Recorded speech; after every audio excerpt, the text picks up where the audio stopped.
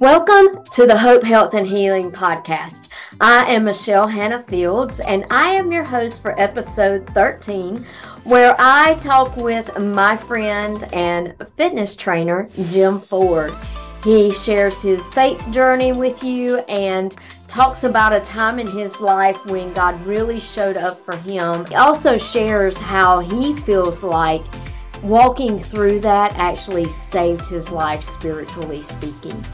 So sit back, relax with your favorite cup of coffee or beverage of your choice, and let's listen as Jim shares his story of faith, where he had an injury that resulted in acute compartment syndrome.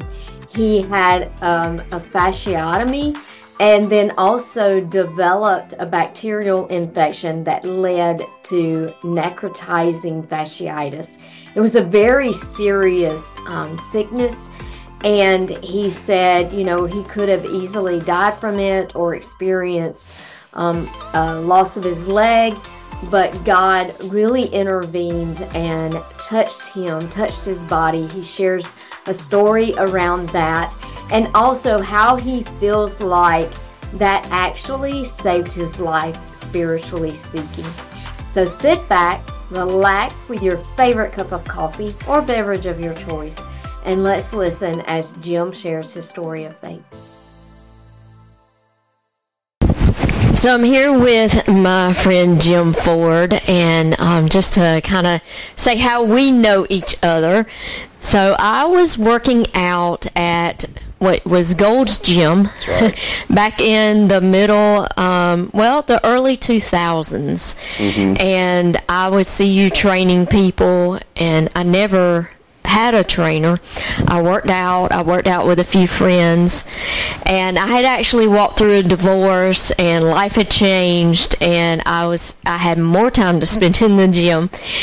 And I actually ran into you in Subway, you and your girlfriend, and I looked at you, and one of the things that I always noticed was you always reminded me of my brother. I think I remember you telling me that at one time. Yeah, I do remember that. So we're standing there. I'd never said that to you, and we're standing there in Subway, and I looked at you, and I said, "Aren't you the guy in the gym?" Yeah, this is coming back to me more now. Yeah, more and now. You were like, yeah, and I said, you have always reminded me of my brother, so you may see me staring at you sometimes because I'm like, you look like my brother. Yeah, this conversation is coming back now. That's wild. And so I asked you, if you were a trainer, you're like, yeah, why don't you come and, have a free workout with me? And so I did. I took you up on that offer, and then we trained together for several years. Oh, yeah, up until I moved away from here in 2009 to Gulf Shores. We right. Sure did. Yeah. You had a partner at one time, I think. I don't recall who it was. Yeah. So I worked out with a few people. Yeah, I worked out with lots of different people. I worked out with some people I worked with. There was a couple of people I met at the gym that I worked out with. And then, at this time I wasn't working out with anybody. And so I was just doing it on my own. And yeah, sessions were an hour long then. Yeah, they were an hour. Of course, the standard in the business now is a half an hour. Yeah. And you can get a lot done in a half an hour, especially if it's just one person. Yeah. Even two people can. So it's adequate depending on what your goals are. Yeah, so then we lost touch with each other once you moved away, and I actually got reconnected with you. I was working out at Planet Fitness, and I saw the old gym manager there, Kevin, and he said, "Hey, did you know Jim Ford's back in town?" I was like, "No."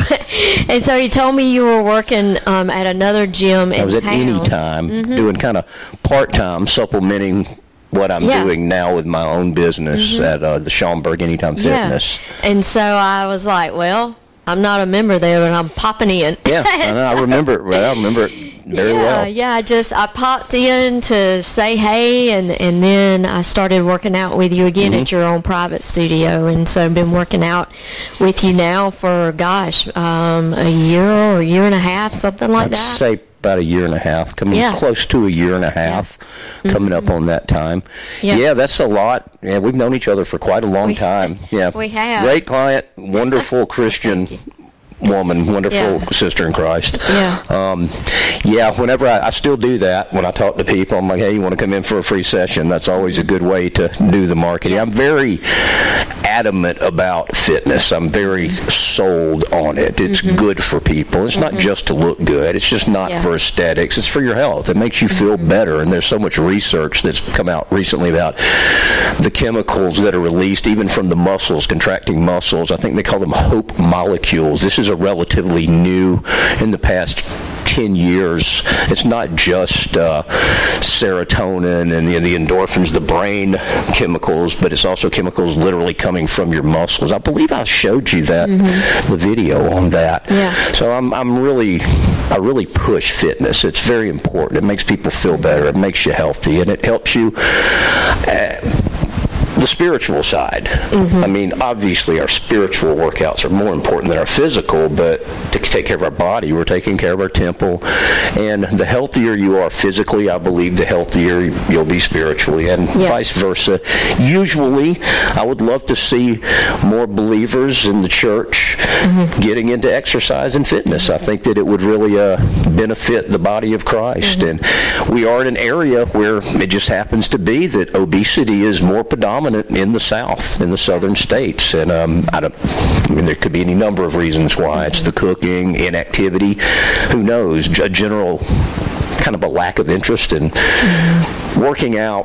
I'm a big proponent of weightlifting. That's I think cardio is important, but you can turn a weightlifting workout into a cardio workout. You can't get on a treadmill and turn that into a weightlifting workout. You can't run down the road and turn that into a weightlifting workout. I guess you could try with dumbbells over the head, but that'd be dangerous.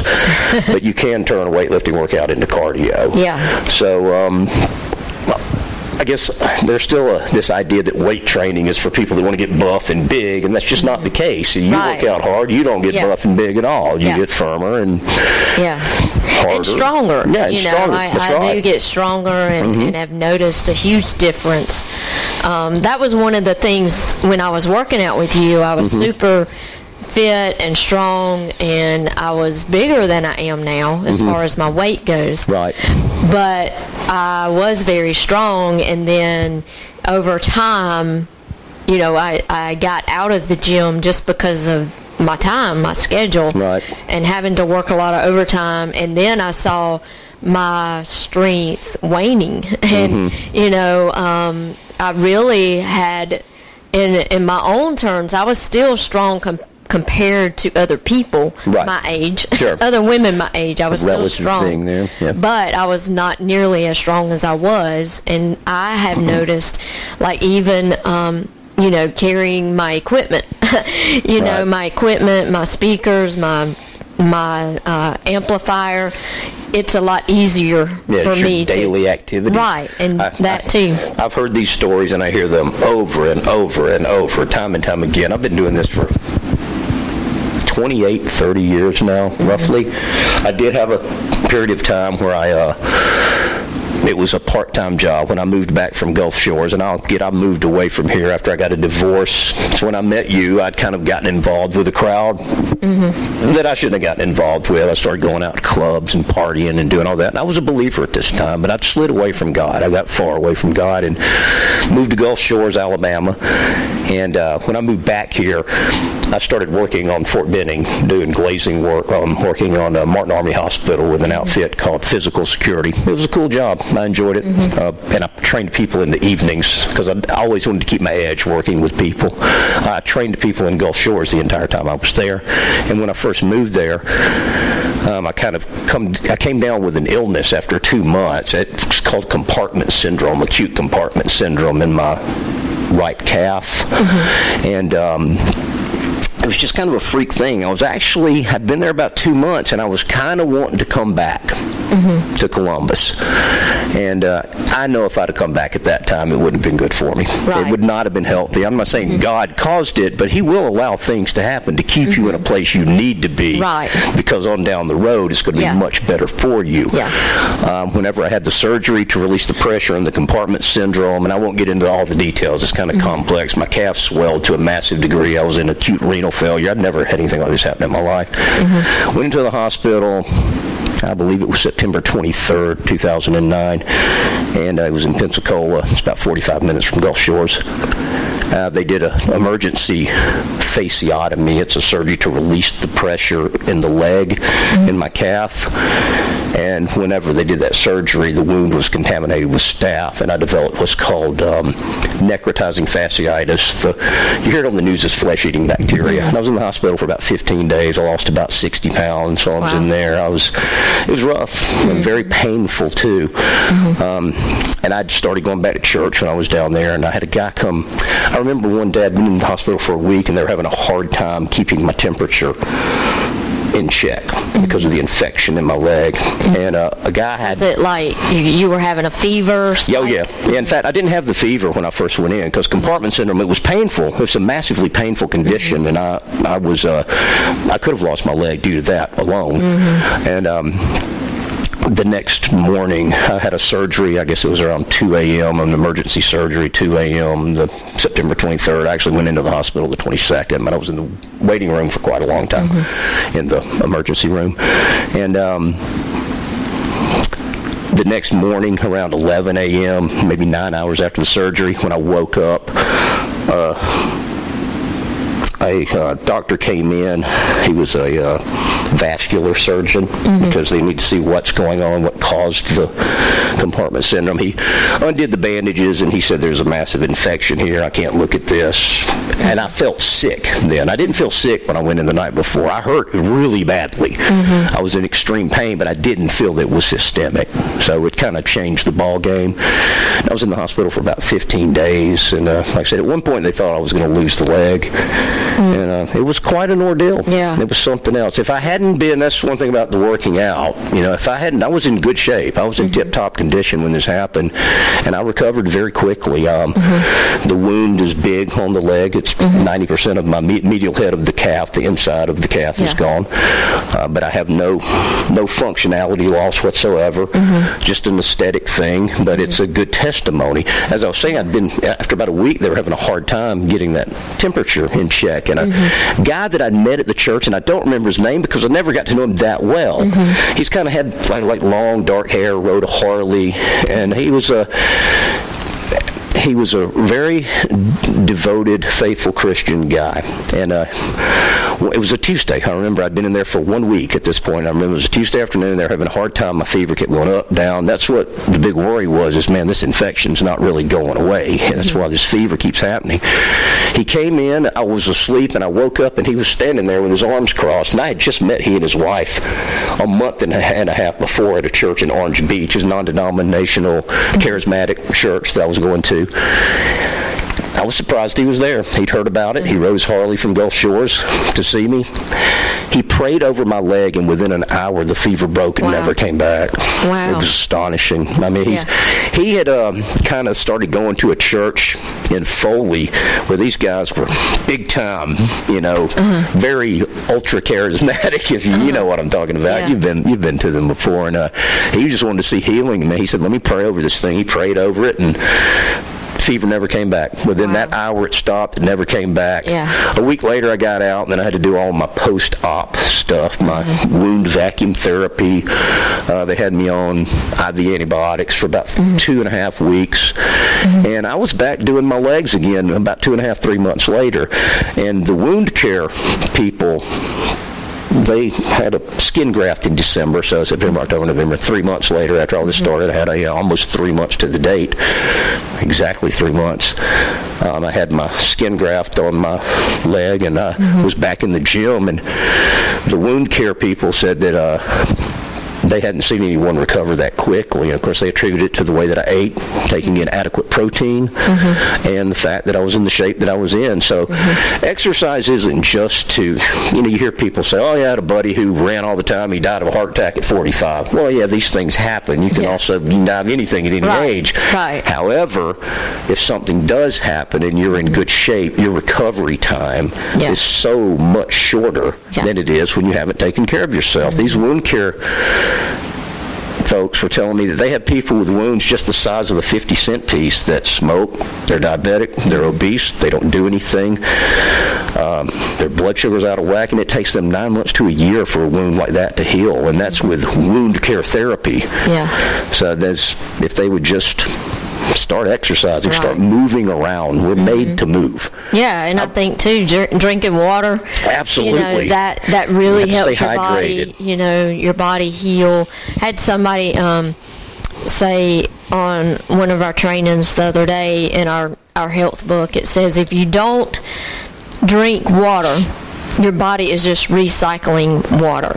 Right. And it's dirty water because it's already been used. And so if you think about it, your body, if you're not drinking water, you're just recycling what's already in there. And then, if you think about using dirty oil in a car, right.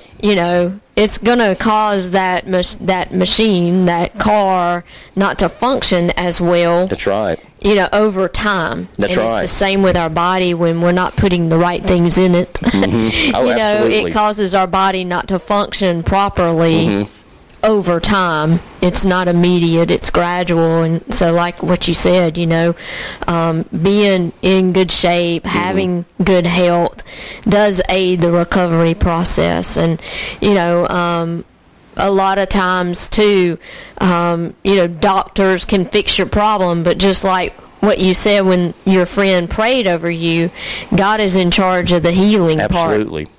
And so a lot of times, doctors, God works through doctors to fix the problems we have, but he ultimately is responsible for then healing and bringing us back to that health. That's right. Now, Luke was a physician, Paul's companion. I don't know, was he Paul's physician? Do you know? I don't know. He must have been. I don't think the scripture tells us, but I'm assuming. I don't know what church history would say about that. I don't know. Well, you brought up something interesting. We are a biological machine, self-contained, reciprocally ends and means. Pretty miraculous. Pretty incredible. I don't know how anyone could believe in God. Just look at the human body or the brain. You mentioned the way we maintain our bodies. I have friends, people like this. I know guys, they won't let their vehicle go 10 miles past their oil change, yet they don't take that kind of care of their body. Right, yeah. Which is far more important than the vehicle. Right. You have to have your body working well. Yeah. If something happens to your vehicle, you got to at least be able to walk somewhere maybe. If you break down on the road. Right. I guess you could call it that. Sure. But that's true. Yeah, I try to push it. I'm really a big I'm a trainer, so I'm going to do that. You don't even have to train with me. Do something. Yeah, do something. There's something. Yeah, do something. But God uses doctors. I'm hoping He uses me to help people. I like the fact that I hear people. I really like it. I've gotten to where I like when people get the results. Hey, look how I look in these clothes that I couldn't wear. Those are great stories, and those are good testimonies, and I love hearing those. But I've gotten where I really like the ones where I have someone tell me, I was able to do something I haven't done. I can walk up these steps. I haven't been able to do that in 2 years. Right. Yeah. And it's like, that's a big thing. Yeah. I had a woman tell me her name, can I name drop someone? I don't know if she'll ever watch this, and I don't even know if she's passed away or not. I haven't seen her. She was one of my first clients at the gym on Airport Thruway, the Gulch. Her name is Judith Hickman. And she came to me, and she was very small, and I think she'd been, she was concerned with bone loss. She was small Caucasian, maybe she was in her 50s or 60s at the time, prime candidate for osteopenia and osteoporosis. And she was concerned with that. And I guess I trained her, I think she was Tuesday mornings at 9 o'clock, if I'm not mistaken, Tuesdays and Thursdays.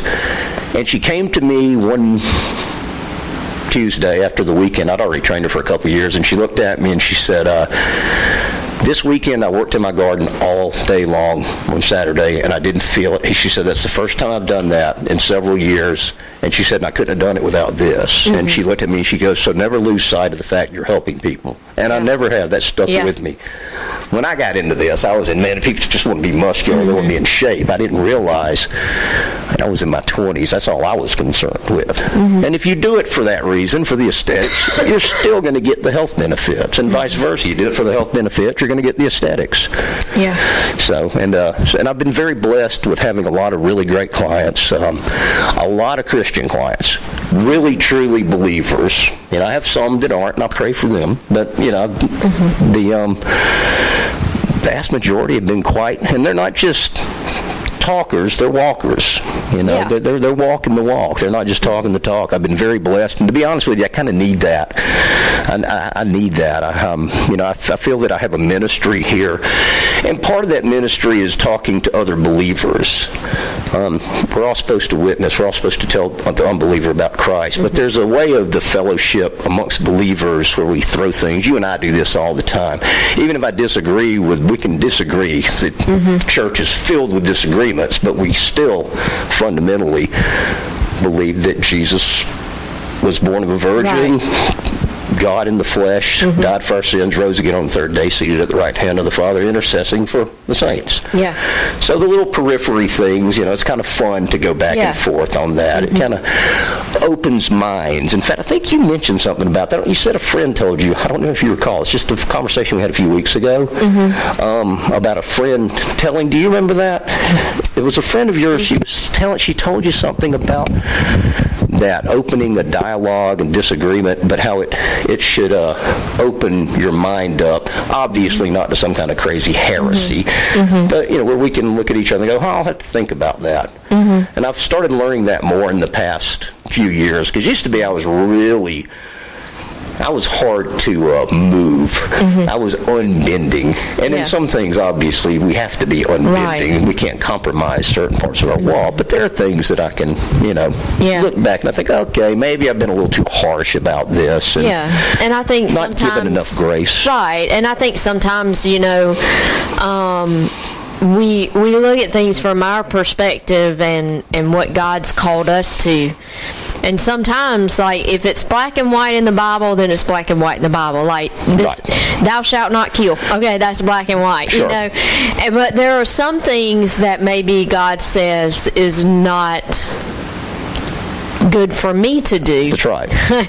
But yet it's allowable for you. Exactly. And so, you know, I think sometimes we have to realize that from my perspective, these are things that God has told me, Michelle, do not do these things, because He knows that if I do these things, because of my personality, because of the way He made me, if I do those things, then I'm going to be tempted not to follow Him as closely as I should. Right. And I could walk away from the faith because of those things. And so because of my personality and my propensity and just how I'm wired, He's like, okay, well, because you're wired this way, I don't need you to ever do this. Right. Because He knows that if I do that, then I have the risk of turning my eyes away from Him. At the same time, I can't tell you, Jim, you cannot do this. Correct. Right.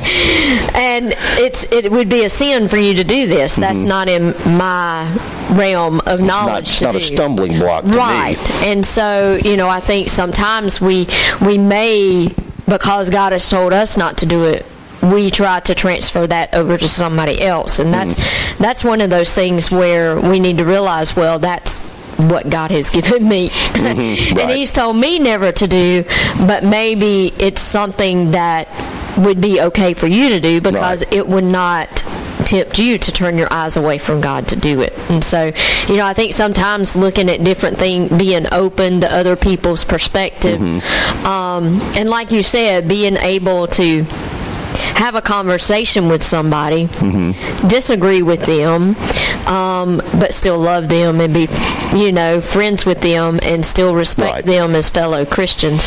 And that is in the Bible. That's what happened with Paul and Silas. That's right. They had a disagreement. They were in ministry together, but they had this disagreement, and they decided to part ways. But they still had ultimate respect for each other and what God had called them to do. So, yeah, I totally agree with that. I think you mentioned that about what I allow myself is not a sin that you couldn't allow yourself, and vice versa. I think realizing that kind of comes with maturity. As young believers, when we first start, we're gung-ho, and that's great. There's a zeal there that has to be brought into line. That's the word meek. A lot of people think the word meek means weak, but it doesn't mean that. A meek is the term that was used for breaking a wild horse.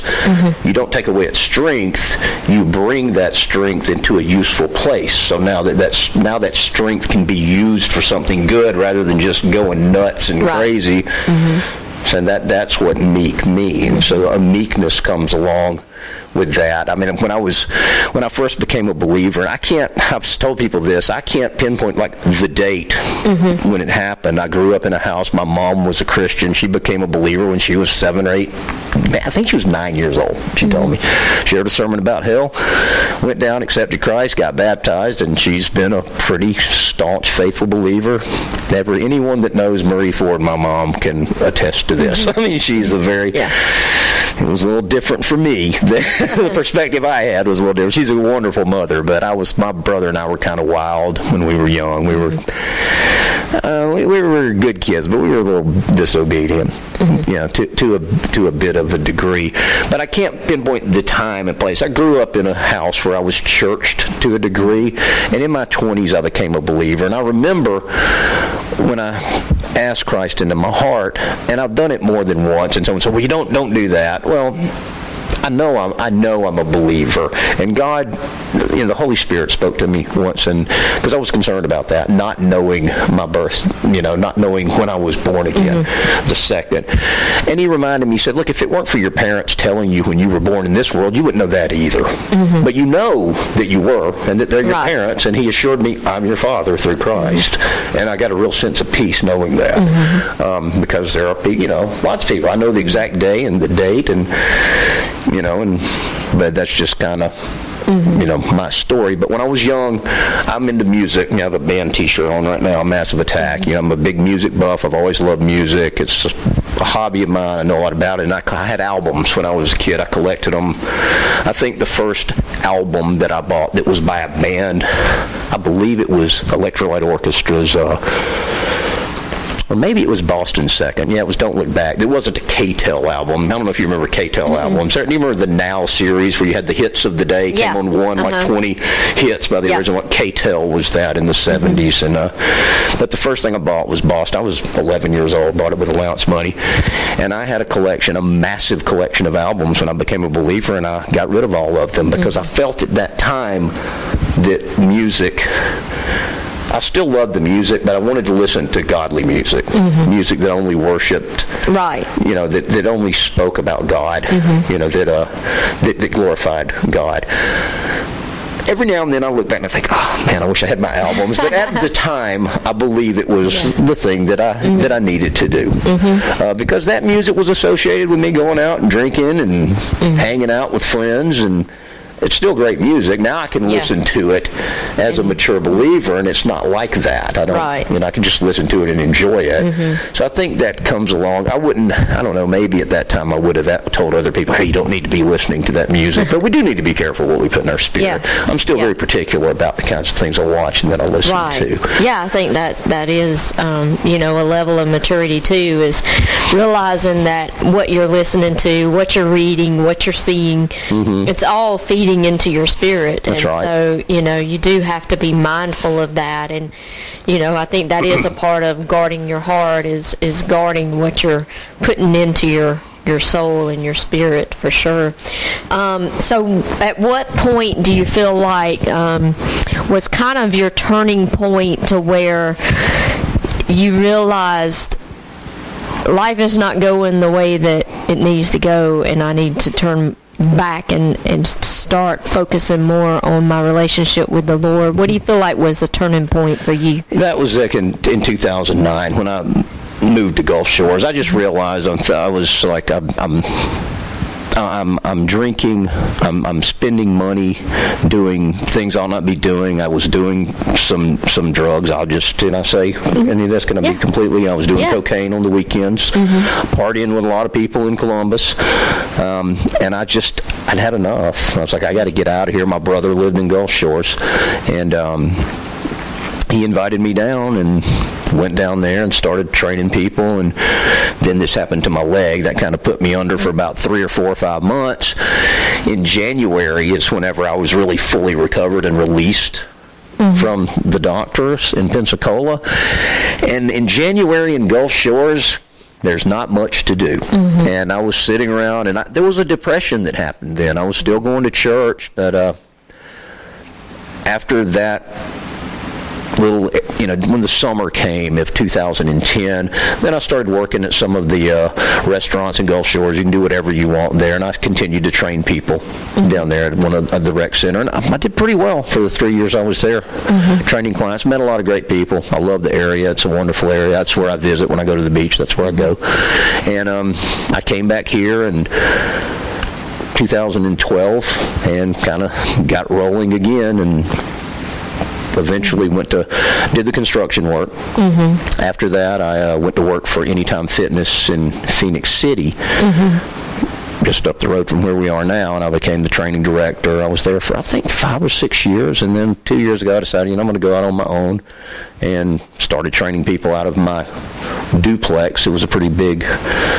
You didn't train there. Did you train there? Yeah. Okay. Oh, wow. Then it has been quite a while then. Because I've been here over a year now. Now I'm here at the Webb's place with my studio here. And I love it. I like it a lot. But that's really when I turned. Just in 2000, I just got tired of it. And I'm like, what am I doing here? And I've had my ups and downs since then too. Nothing to that degree, but times whenever I have to stay really close in the Word. I have to, we all do. But I have to be very careful not to be around certain things. And, like I said, I can listen to the music that I like, but I'm not going to, and I'm also older now, and I just, I don't have time for that stuff. But I know that, I don't know, I go to Cascade Hills mostly, and then I go to the river from time to time out on a Mahaffey. And at Cascade this weekend, it's an end times ministry. That's the end times teaching, I'm sorry. And I was looking I've never really been into eschatology in the end times because I just don't know.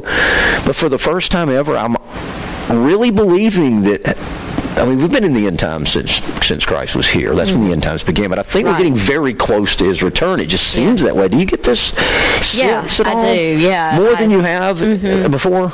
Yeah, I think, the Bible says that the birth pains, we will start feeling them, and as it gets closer, it gets more intense. And so I do believe, I've heard all of my life, God's coming back, Jesus is coming back, Jesus is coming back, and, but I feel like, the signs are pointing that it's going to be soon, it just seems like things are heating up, and, the Bible says that there will be, that God would pour out his Spirit on all men. And I just, even this Easter, it was almost like everybody I talked to who pastors a church, they all said the same thing. Like, our services were packed. And so I do feel like, there is a moving and a shifting, and I do believe we're in those last days, the last days of the last days, I agree. And so it is important to really get your heart and your minds back centered and focused and get your life right, and because you want to be ready when that trumpet blows. And just really the things like you said, and I think when you've walked through addiction and drinking and all of those things, you said I have to be real careful. And I think anytime you recognize something about yourself like that, regardless of what it is, you have to guard yourself against that, because if you introduce that back into your life, even something small, it can be a gateway back into where you don't want to go, but yes, it's a gateway, and so you do have to guard yourself against that. And that's why if an alcoholic, once God delivers them from that, they really have no business going to a bar to even witness to somebody. No, because they go back to that environment. Sure. Or whatever it is, like if you put yourself back in that environment, you're opening yourself up. Right. It's so much easier for somebody to pull you back down into that bucket than for you to reach in and pull them out of that bucket. Yeah. And so, I do agree with you that we all need to recognize those things within ourselves, that this is an area of my life that I need to guard my heart against, and do everything I can to make sure that I'm not putting myself in a situation. Oh yeah, you're right. Where I can be tempted to fall back into that old habit. Yeah, I've done it a few times, even since I quit. There have been a few times where I had to struggle. I went a few weeks, maybe a couple months, where I'd start going. I'm single, and I'm like, I'm going to church on Sunday, but during the week, I'm not acting like, but, maybe Friday night I go to a bar and thinking, well, then I get a few drinks, and it's just too familiar. The territory is familiar. It gives whole new meaning to familiar spirits. Yeah. Really. Because that's, I'm in a place that, to be quite honest with you, I feel at home, even as a believer. It's because the flesh and the world, we like this stuff. Right. We like it. To deny and say, no, that's why we're told to stay away from it. It's something that we like. That's why Christ came. Otherwise, we would all just be. Yeah. Well, I don't even think about that. The flesh is the spirit is willing, but the flesh is weak. And so when we get in those places, our spirit's going to war with us. Absolutely. Like, we know I don't belong here, but your flesh feels at home there, and your flesh wants to stay, and so it's that battle. It wins the battle. Yeah, From time to time, no, but I'll be honest with you, if I were putting myself in these places, I'm just going to tell you, most of the time, the flesh would win the battle. So, like you said, it's just best to stay away. Right, and so it is. Well, how have you seen, besides those instances, one of the things I like to ask people is, what is a marked moment in your life that no matter what comes your way, that okay, this moment, and I know, your hospital and your injury there was one. What is a marked moment in your faith that you can always point back to and say, God brought me through here. And so I know that no matter what I face, I can always look back to that, see where he moved in my life, see where he moved, and even if it was somebody else's life, but a marked moment in your faith that really helps ground you. And in other things you've walked through, it's been something that you went back to and said, well, I know that God did this, and so I know I can trust him with that. What is a marked moment for you?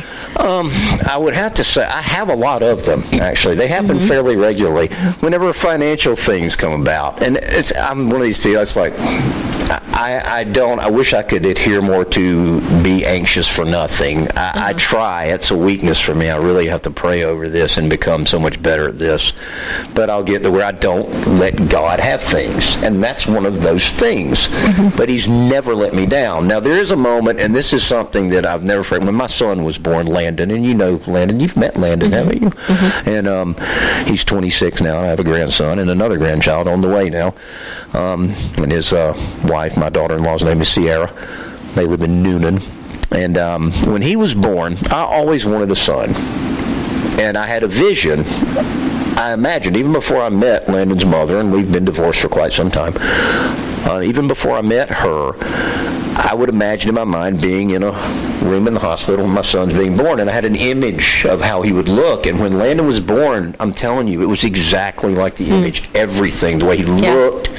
It was a very vivid. I have a vivid imagination. And that's kind of a marked moment that, even then, just that little thing, God took the time to know this is what Jim wants.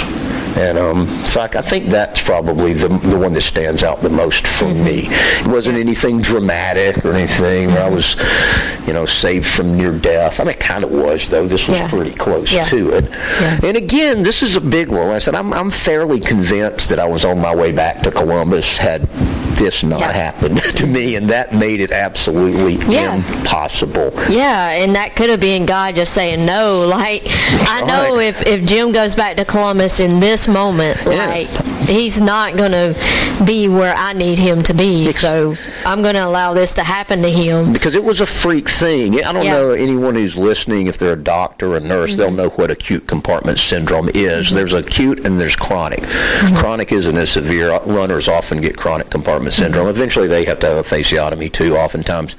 And I guess it can turn into acute. Acute compartment syndrome usually involves a crushing injury, people who are in accidents, and it's a severe injury. I'm not going to get into the details of what compartment syndrome is physiologically. But all I had done was had a grade 1 tear in the medial head of my gastrocnemius. That's the big part of the calf. It was a minor thing. I've had muscle tears. You probably had them before. A pull is a tear. It's damage to tissue. Somehow that little thing became compartment syndrome. It was a weird thing. That just doesn't usually happen. And I remember doing a leg workout one day, and I remember my calf started hurting way up top here. And I went to a hospital in Foley, and they did an ultrasound after about 4 or 5 days. And they said, there's some small bleeding back here, but did you tear a muscle? And I said, yeah, I think I had a small tear when I was doing some leg work. They said, well, if it gets any worse, come back to see us. Well, it got a lot worse, and I was, through someone else's advice, they said, look, you need to go to a place in Pensacola called Sacred Heart. Don't go to the Foley Hospital, because it is a small hospital, and I did need the best possible care that I could have had. But even that, it's just... Everyone at the hospital, did you have a crushing injury? Were you in a car accident? Did you something? I'm like, no. This just kind of came out of nowhere. Yeah. And I couldn't walk whenever I went. I literally could not walk. I'm crawling around with this calf up, kind of like, my belly to the ceiling, and this leg, using my 2 arms and 1 leg to get around. And the day I woke up and I realized something was wrong when I go to the bathroom from the renal failure, I was like, I got to get to the hospital. This isn't right. It was just I'd never had anything like I could never have anticipated something like this. It's a very rare thing, especially the turning into the necrotizing fasciitis, which again, that's a whole other condition. But like I said, I believe that if I have no issues thinking God allowed this to happen to keep me stay put where I was supposed to be. Right. That's why I went down there. He ran interference. Yeah, I think so. And in the meantime, he gave you an incredible testimony of his healing and his sustaining power and all of that in addition to that. And it looks like a shark bite. Everyone in Gulf Shore, I was in Gulf Shores, people with kids, they'd look and the mom would come, hey, my son wants to know if you got bit by a shark. And of course I would say, if you don't eat your vegetables, you're going to look like this. You're going to get shark bitten. Right. But, and I couldn't carry it out. I'd say, yeah, it happened, but I could never just keep going, because there actually is a guy in Gulf Shores. He's missing an arm because he got it torn off by a bull shark when he's a football coach down there. He's on the Shark Week shows. When they do Shark Week, he's usually on there, and he's actually missing an arm. I couldn't just fake it with him around. If he hadn't been there, I'd have just stuck with the story. Yeah, that's funny. And really what happened to me is it's not much less dramatic. Right. There's just not a shark involved. Yeah. And it does look like, in fact, I think the doctor told me they call this a shark bite incision because it's got that kind of ragged look about it, because they're trying to they want to just get the infected tissue out and leave viable tissue, as little damage as possible. But like I said, there's no functionality loss. You can see the bottom half, though, is a little bit thicker from, obviously, it's compensating for the loss of that calf. Here's something really cool that happened. The doctor who was my main, so I had 2 guys, a guy named Dr. Liaspino. He was the infectious disease doctor who took care of me. He's very stoic. When he'd come in, you're a very sick man, Mr. Ford, but we're going to take care of you. Never smiled, didn't really frown, but he was all business. My main doctor, my primary guy, was an orthopedic guy named and Kurt Morrison, and he'd moved to Pensacola from Detroit not too long before this happened, and he was a really cool guy. Kind of wore cool glass. He was a little older than me. I was in my 40s. I think I was 43 when this happened, and he would ask me questions, and I'd say, I'm still in the bed at this point. I'm in the hospital, and I'm thinking, man, well, how's this going to turn out? I didn't know what was going to happen. I had no idea what the future held physically for me. And he goes, he was open. He goes, man, he goes, you know how to take care of this when we're done. The idea is to get you back on your feet, get you moving, go through therapy. He goes, you're an athlete, you're a trainer. You probably know more about where you're going to be in 6 months than I'm going to know. You have to get your mobility back in your ankle and have full mobility. And anyway, after about 6 or 8 months after I'd left the hospital, I drove to Pensacola to see Dr. Morrison. I walked into his office. I had blue jeans on and no limp or anything, and he was excited to see me. He goes, man, come on back to my office, I want to see it. And I showed him the scar, and he goes, man, that looks good.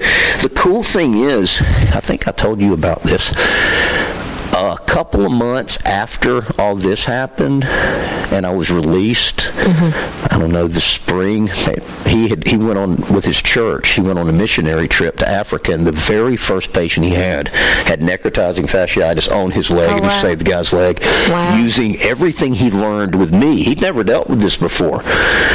He's an orthopedic surgeon, but because it was on my leg, they're the infectious disease guy, and then he's the one doing the all that's tissue. Pretty incredible. Yeah, so God used this in order to educate him to save someone's leg on a missionary trip in Africa. Now, that's pretty cool. Yeah, that is cool. That's pretty awesome. That's awesome. Yeah, I couldn't believe it. I'm saying, wow, to me, that's worth it happening. Yeah. Just to hear that. Yeah. That's worth it happening. Because I don't mind the scar. There was a time when it's because my calves were one of my best features genetically. I have really good calves, and I don't work this one quite as much anymore.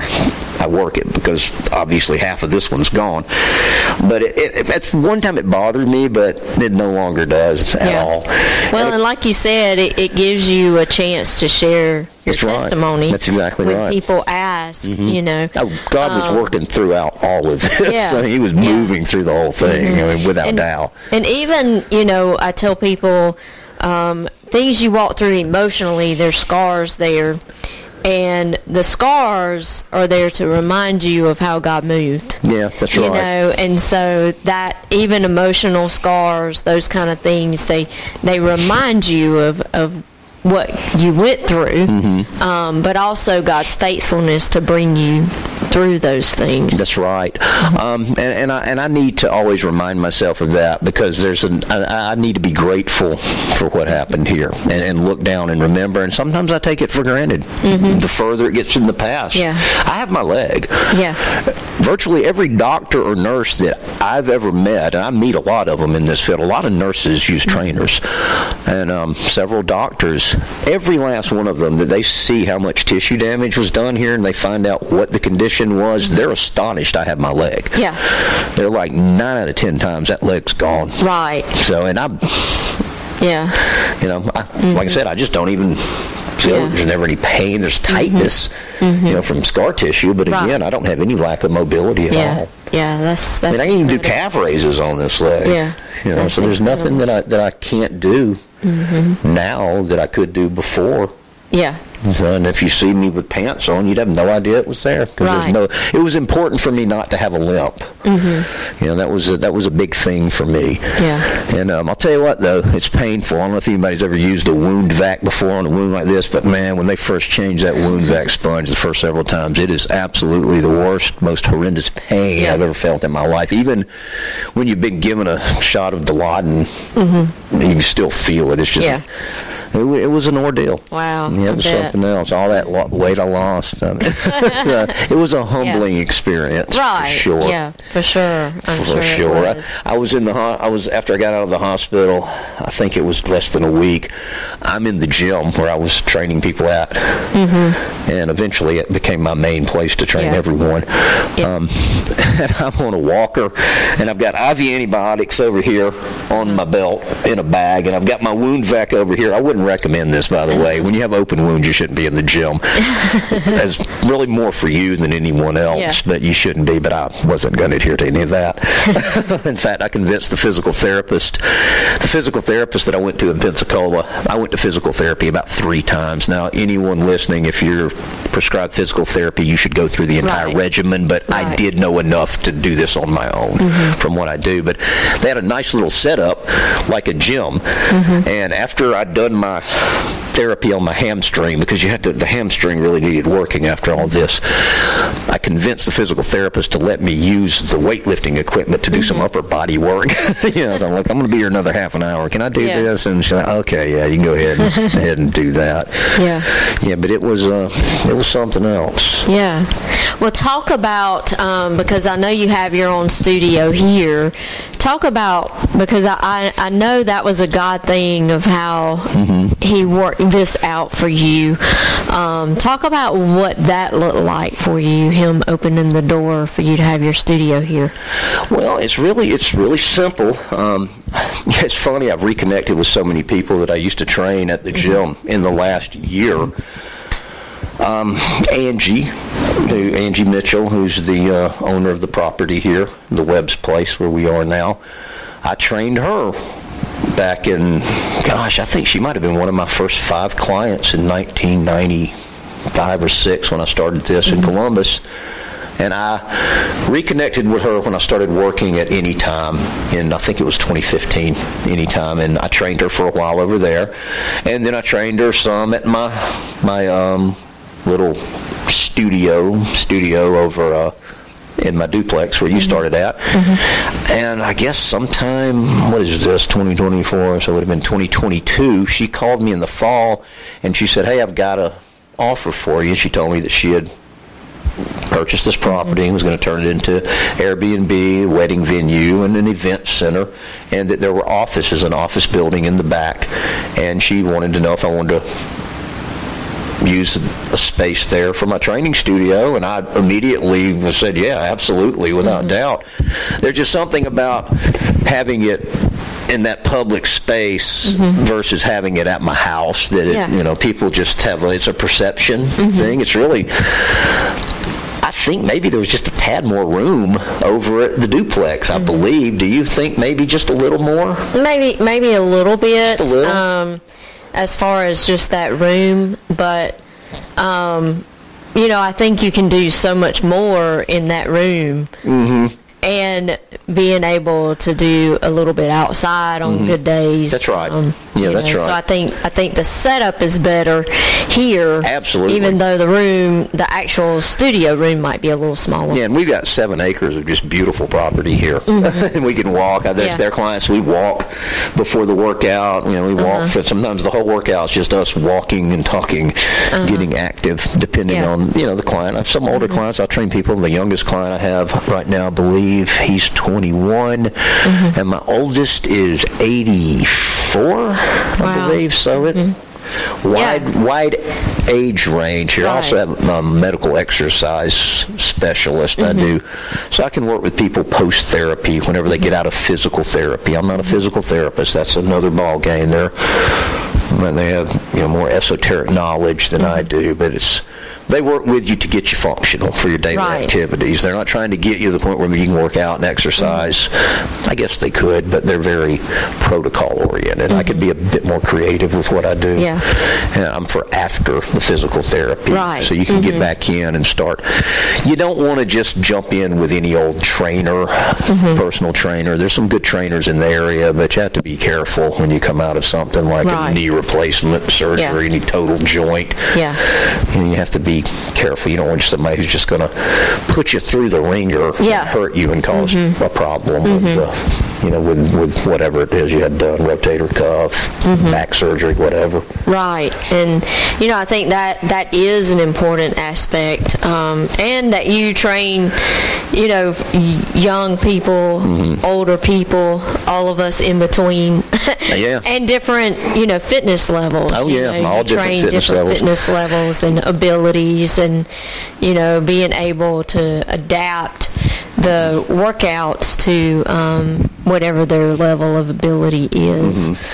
What do you feel like, and I know you alluded to this before, how exercise really will help if you face anxiety and depression. And you'll like this. I just got back from tennis, the USTA national, the annual meeting. And so we have changed our mission statement at the USTA, growing tennis to inspire healthier people and communities. Okay. And so it is centered around health, and really in there what they were talking about is what we've talked about before, is exercise and health, and tennis is a healthy sport, but exercise really does help with the anxiety and the depression. Yes. And just really,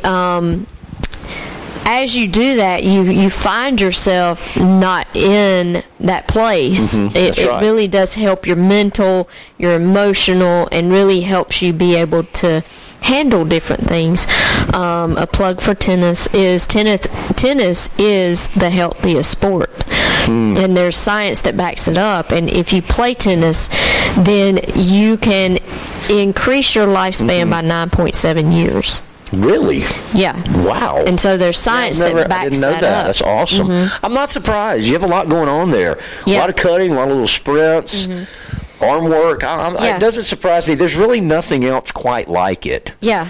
Really, and when you think about the physical part, the mobility part, the physical, it involves a lot of power, stamina, endurance. Balance. It's kind of everything kind of comes together. Core, your core strength, but it also works on mental. So you have the mental, the thinking aspect of the game itself, and eye coordination, all of that. But our focus is not just to get everybody to play tennis. Our focus is health, to get people moving and exercising. Right. And so being sports conscious and really encouraging people to get out and play sports because of the health benefits. So for you as a personal trainer, seeing that, how have you seen people who have come to you and worked out, how have you seen them change, not just physically, but emotionally and mentally? Have you seen a transformation in your clients in that aspect as well? Yeah, absolutely. They're happier. I've never had anyone that I trained start exercising, and then oftentimes, I've had clients that I trained for 6, 7, 8, 9 years. Solid. Others who come to me for a year, they learn, then they go out on their own, and I'm good either way. I'm good either way with that. But I've never had anyone say they regretted starting exercising. I don't think I've ever heard anyone say that. But there's a study that was out recently that regular exercise, I think it was 3 to 4 days a week, half an hour per session, which is only 2 hours a week. That's not that much. It's 1.5 times better at treating depression and anxiety than counseling and antidepressants. And I'm not surprised about that. There's never a time I don't feel better when I exercise. And if I go 2, 3, 4 days without it, I get in a funk, a mental funk. It's kind of a fog. And the bad thing about that is that when you feel like that, you don't feel like working out, but it's what you have to do. Right. You just have to get in the gym, get out and run, whatever, get on your bicycle, whatever it is you need to do. Now, I'm the weightlifting guy. I believe weightlifting is the best kind of exercise. I don't just mean doing a set of heavy bench press and sitting there for 5 minutes. I mean, getting in there, getting some intensity going. You need to be methodical about it. It's tough to get up the motivation to do it, but just do it. You start, and then you start feeling better. When you're done, you're like, wow, what a difference. Yeah. It's really astonishing. I'm always, and it's funny to me, I've been doing it so long, but even now I'm so surprised. I'm like, wow, this stuff really works. And really then amazing. You feel good about yourself because you came and you did something. And that's a whole nother aspect. That's not really, that's just you feeling good that you did it. That's not the physiological stuff, the chemical things that are going on in it. So you have several things coming together there. And once you start looking better, look, I don't know anybody that when they walk in front of a mirror and they're looking better isn't going to be happy about that. I don't think there's anyone that's not going to go, oh, well, I'm looking pretty good today. Yeah, I know, maybe I got my hours cut or something, but I still look good. So that's a plus. Yeah, and I'm that way too. I tell people, I want you to be able to look in the mirror and be able to smile at what you see. That's right. And not be disgusted. Yep, that's right. Yeah, you're doing you have the eating, the diet part, which mindset. Is vitally important. And I always tell clients and just people in general, look, if you're not eating right, you really need to be exercising. And if you're not exercising, you really need to be eating right. It's best to do both. Yeah. But if you're not doing one, you certainly need to have the other in check. Because, for sure. And people fall into, I call it the all or nothing trap.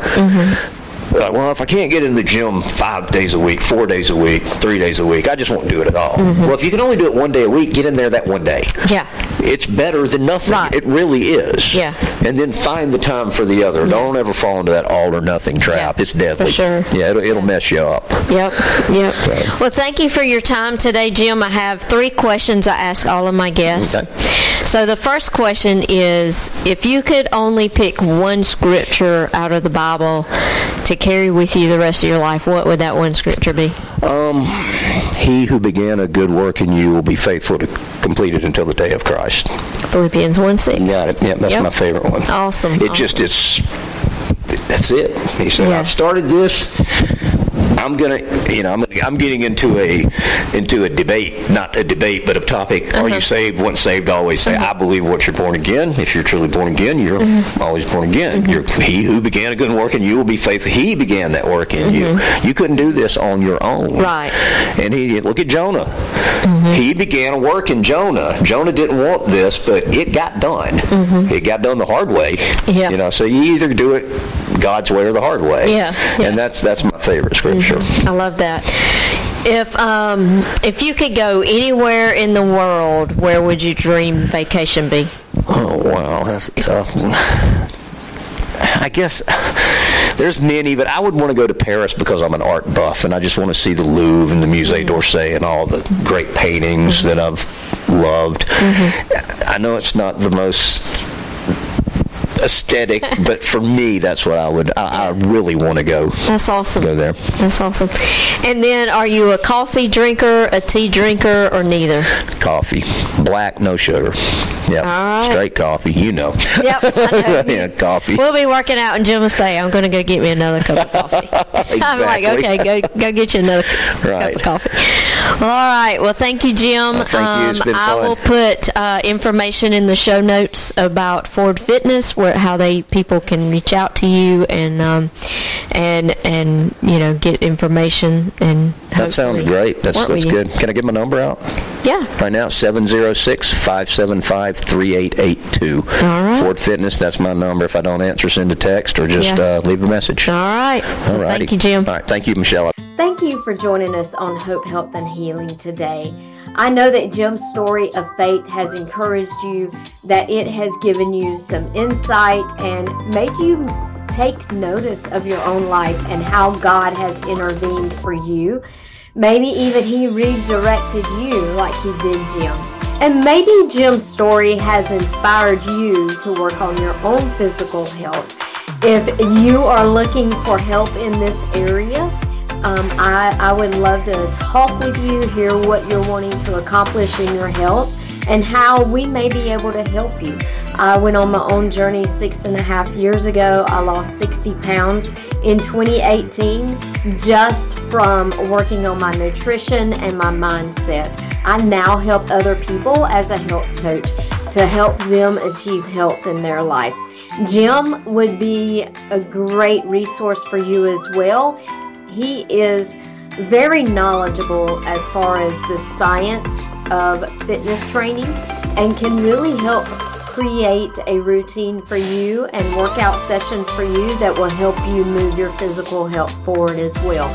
So if you're looking for a trainer, he is a great resource, whether you are in the Columbus, Georgia area and can work out with him in person, or if you would like some virtual training, he can also help you with that. His number is in the show notes. There's also a way that you can connect with me in the show notes if you need help with nutrition and mindset as well. So reach out to one of us and let us help you with your physical health. It really does tie into every aspect of your life. Join us next time on Hope, Health, and Healing, where I know that you will hear some stories that will encourage you along your own faith journey. Thank you for joining. Be sure to like and share this podcast with your friends and family. Thank you.